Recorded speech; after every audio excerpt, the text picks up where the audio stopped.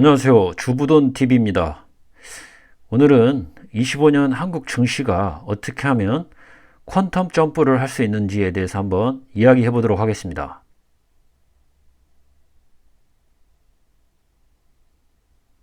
먼저 이제 25년 한국 증시 퀀텀 점프 모멘텀에 대해서 한번 설명드릴 건데요. 이 퀀텀 점프라는 말이 무엇인지 한번 간단하게 소개를 좀 하도록 하겠습니다. 이 퀀텀 점프는 이 물리학 용어로서 대약진, 매우 빠르게 발전하거나 진보하는 것을 뜻합니다. 이 퀀텀 점프가 물리학 용어라고 말씀드렸는데요. 이 원자 한 중심에 이렇게 원자 핵이 있고 그 주변을 도는 이 전자들이 이렇게 있습니다. 이 전자는 일정한 궤도에 따라서 이렇게 이 원자 핵 주변을 이렇게 돌고 있는데요. 이때 이 전자가 이 궤도에 점프하는 그 순간을 바로 이 퀀텀 점프 혹은 양자 도약이라고 합니다. 그래서 이 궤도와 궤도 사이에 중간이 없어요.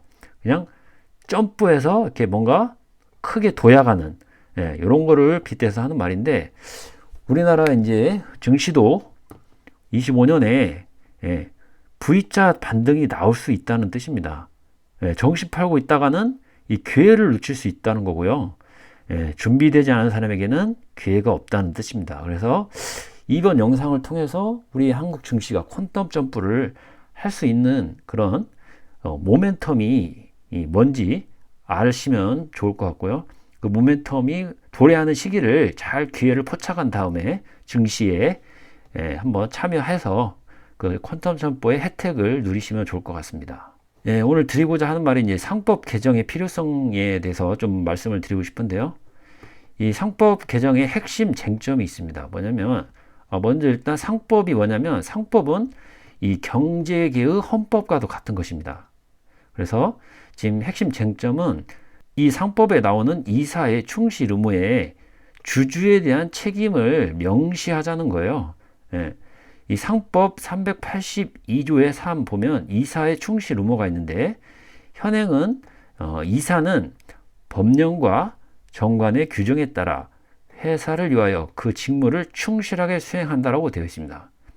근데 여기에는 이제 주주라는 말이 없단 말입니다. 그런데 이 개정 안에는, 자, 이사는 법령과 정관의 규정에 따라 주주의 비례적 이익과 회사를 위하여, 그래서 이 회사라고만 있던 이사의 충실 의무에 이 주주의 이익을 이렇게 넣자는 게 바로 이 상법 개정안의 핵심 쟁점입니다.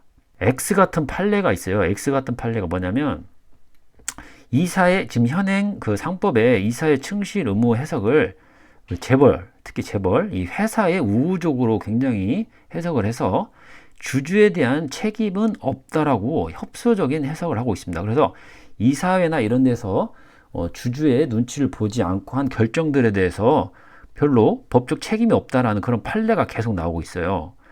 특히 이제 악용 사례를 좀 보면 주주의 눈치를 전혀 안 보고 이제 그 이사회에서 하고 싶은 대로 뭐 물적 분할, 합병 등을 한다는 거죠. 그 대표적인 사례가 LG화학 물적 분할, 삼성물산, 에버랜드 합병 이런 것들을 들 수 있는데, 자, LG화학 이게 주봉이거든요. 근데 LG화학이 어떤 이슈가 물적 분할 이슈가 있었냐면, LG화학이 원래는 이제 전통적인 화학회사였는데, 미래 산업으로 2차 전지를 키웠었잖아요. 2차 전지. 그래서 이제 LG화학의 어떤 그런 그 2차 전지 분야가 계속 적자가 났지만, 미래에 이게 우리의 먹거리다 해서 계속적으로 투자하고 거기에 대한 희망이 섞이면서 이 주가, LG화학 주가가 한때는 105만 원까지 갔었습니다. 그런데 갑자기 그 LG 에너지 솔루션으로 그 배터리 부분을 물적 분할하게 되죠. 그래서 2022년 1월 달에 물적 분할이 이루어지는데, 그때 LG화학의 주가는 62만 원으로 거의 반토막이 납니다. 그리고 나서 잠깐 반등을 했지만 지금 24년 종가 기준으로 25만 원이 됐다. 105만 원이던 LG화학 주가가 지금 25만 원, 4분의 1 토막이 났다는 거죠. 이때도 LG화학 주주들이 굉장히 반발하고 뭐 법적 그런 소송도 했는데, 뭐 이런 뭐 회사에서 LG화학에서는 전혀 그런 거에 대한 눈치도 안 보고 또 이거에 대해서 전혀 법적 어떤 책임도 묻지 않았다는 거죠. 이 상법 개정은 이 코리아 밸류업 성공을 위한 열쇠라고 저는 이제 생각이 드는데요. 이 밸류업이 뭡니까? 올해 좀 이슈화 됐던 그런 그 증시의 그 용어 중에 하나가 밸류업인데요. 밸류업이라는 거는 우리나라 그 증시가 굉장히 저평가되어 있거든요. 그래서 이 저평가된 증시를 끌어올리기 위해서 뭘 해야 되냐? 바로 기업가치 제고를 해야 된다 이거죠. 예. 기업가치 제고가 뭡니까? 예. 주주 친화적인 정책을 펼쳐라 이겁니다. 배당도 많이 주고 자사주 소각해서 ROE도 높이고 그리고 유상 증자가 아닌 무상 증자를 통해서 주주의 이익을 극대화하는 이런 주주 친화적인 정책이 바로 밸류업입니다.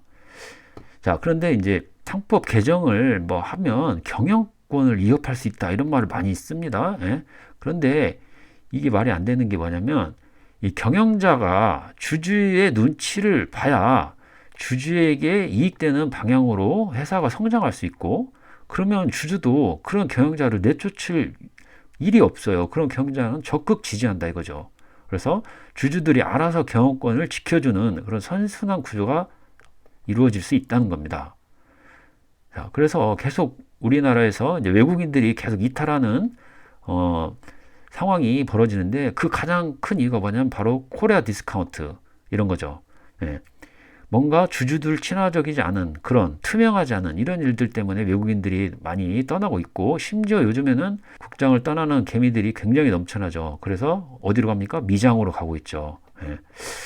자, 보시면 그 최근에 이 금융 종사하는 투자 전문가들을 대상으로 한국 증시의 저평가 요인은 무엇인가라는 설문조사를 했는데 예, 가장 많이 나온 그 내용이 뭐냐면 낮은 주주 환원율, 예? 그 다음에 불투명한 지배구조, 다 이런 게 이 주주에 대한 뭔가 감추고 제대로 투명하지 않게 이런 그 의사결정하는 이런 내용들이 굉장히 한국 증시를 저평가하는 요인이다라고 대답을 했고요.